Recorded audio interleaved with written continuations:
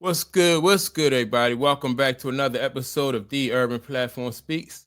Make sure to like and subscribe as you come into the channel, check out the content. And with that being said, man, I want to talk about this Western Conference, right? And the teams in the Western Conference that are a threat to the OKC, um, the Thunder.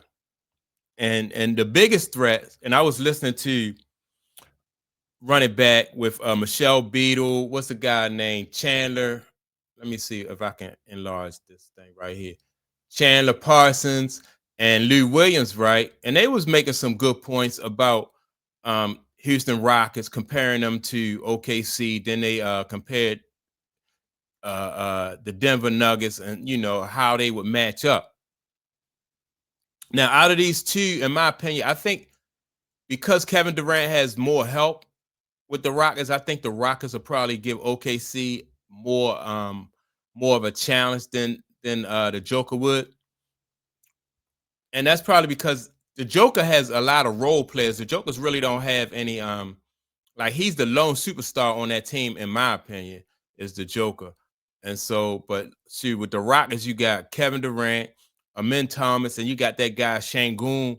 Shangoon is a beast, going up against Chet Holmgren, Shea, and then you have the other guy for OKC who haven't even played yet. What is his name? Williams. He haven't even played yet. So I'm looking forward to that matchup, man. I can't wait to see that matchup. That's gonna be must see TV for real. But Michelle Beadle and Lou and their panel, they had some good stuff to say, some good comments that I wanna add my 2 cents to it after I play it and let you find out what you all think about this matchup, coming up with these three teams. Season with 2 losses, and we all started to doubt them right away.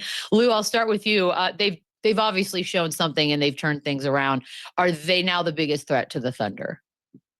I think they're the real deal. I think between them and Denver, those are going to be the two teams that's going to give OKC a run for their money when it comes to postseason basketball play. I think Houston has all of the pieces.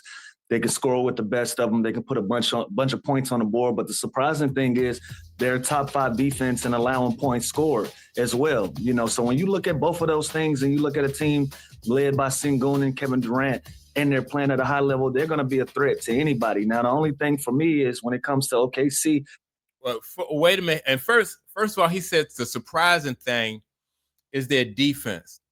I can't say that I'm surprised with the Houston Rockets defense because number one, their coach is a defensive-minded coach, Ime Udoka. So that's his calling card is defense, right? Then if you look at Houston last year without Kevin Durant, they played really good defense last year with Amin Thomas, Shangoon, Van Vliet, is a decent defender, but I'm not surprised that they are, a really good defensive team. And that's what you need when you're going up against OKC. You can't afford to try to go basket for basket with these guys because they also play really good defense. They've created so much separation in how they play and how they operate as a team and the pieces they have. We're yet to see Jalen Williams on the floor for this team, and they're still rolling. They're still beating everybody, and they've created so much separation from whoever the second place team is. And another threat for me, I feel like, is going to be Denver. Denver is going to be in that conversation as well with the year that Joker is having, and along with Jamal Murray. And that 2-point. And a lot of people aren't even talking about Aaron Gordon and the way that he's been impactful for that team as well. Those are going to be the top 3 teams I feel like that's going to be in this conversation. But Houston is definitely doing its thing on both ends of the basketball. And it's only been a sample size, but I like where they stand as far as competitive nature and where they are in the West right now. So look, even with Denver, Jamal Murray, you got the Joker, Aaron Gordon. Aaron is a really good defender, right? Joker not so much, and Jamal Murray not so much. And so that's where that's why I would put Houston to be, in my opinion, a bigger threat. The Joker going to do his thing on the offensive end, and he probably going to give OKC a run for their money. But you got to be able to. You got to have more defenders around the Joker. At that other end of the court, you just gonna have to do it. Yeah, and we've talked about how deep the Western Conference is since jump, right? We knew Oklahoma City what they were going to do. Now I don't know if we knew they were going to go 15-1. And by the way, I looked ahead at their schedule. There's a good chance this team goes like 32-3. Like they are so good, and there's such a difference between them right now and these other teams. But Houston's there, Denver's there, the two teams that Lou mentioned, and then there's the sneaky teams. The Lakers, they're starting to get healthy. They're figuring things out. Minnesota Timberwolves are a team that can get hot, and they have a lot of talent. And then the Spurs. All right. So he said the Lakers, the Spurs, and the Timberwolves. The Timberwolves, because they have Anthony Edwards, I like them. I'm not sure if Anthony Edwards have enough help around them, but I think, they still a threat because they, like I said, they got Anthony Edwards. The Lakers, I got them, they don't have any defenders. They got Luka, who is a beast on offense, and he's also getting help from Reeves, but they don't have any defenders besides Marcus Smart.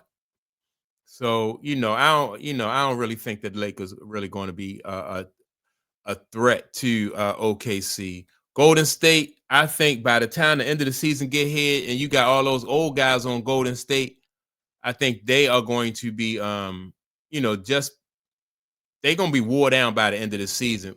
In my opinion, Golden State is. You can already see Golden State is already doing game, load managing and stuff right like that. People complaining about Golden State already, so by the time, hopefully Jimmy Butler can stay healthy. Steph Curry and Draymond, those three can stay healthy. But other than that, they still, they up in age, and the way they play their game, especially Steph Curry, like he do a lot of running, he do a lot of work to get his shot off. His game is not as efficient as somebody like Shea or somebody like a Kevin Durant. His game is not efficient like that. He gotta work to get open. When they're fully healthy, they're so young, and I still think they're a year away. But man, when they're fully healthy, they defend. They're so versatile. So I think those 5 teams all really have a chance to continue to get better throughout this season. But when you look at the starting 5 of Houston, and you look at the play now that Reece Shepard's starting to give you, Aaron Holiday gives you 18 last night, and you look at the size of their starting 5. Their smallest guy in the starting lineup is Amen Thompson. He's 6'6". So I'm not surprised at how good of an offensive rebounding team they are. You got Sengun playing at an All-NBA level. Kevin Durant, I've never seen him seems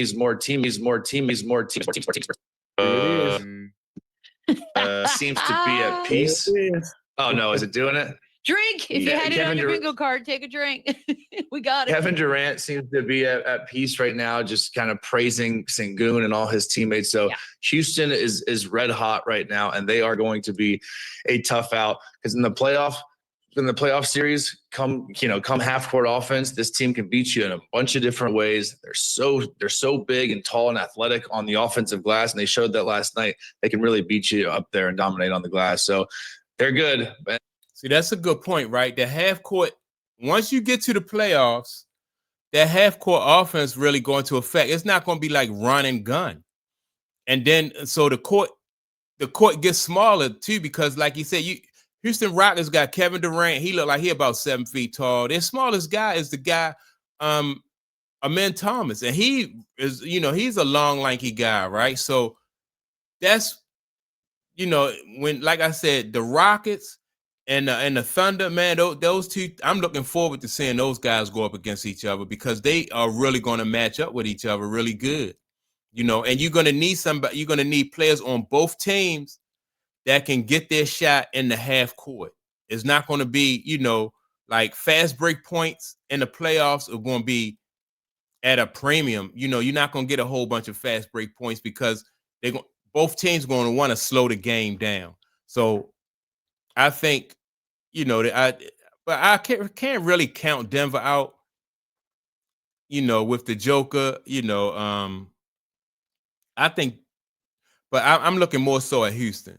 I'm looking more so at Houston, who is going to be able to challenge OKC because they match up size wise and in the half court they'll be able to get their shot. Only person that consists for Denver that can consistently get his shot in the half court would be the Joker, and everybody else is going to be feeding off of the Joker. So that's going to be tough. That's going to be a tough, that's going to be a tough for the Joker to get past them. So that's my take on it. Y'all make sure to like and subscribe to the channel. Also, don't forget to leave a comment, and I'll check you all out in the next video. Peace.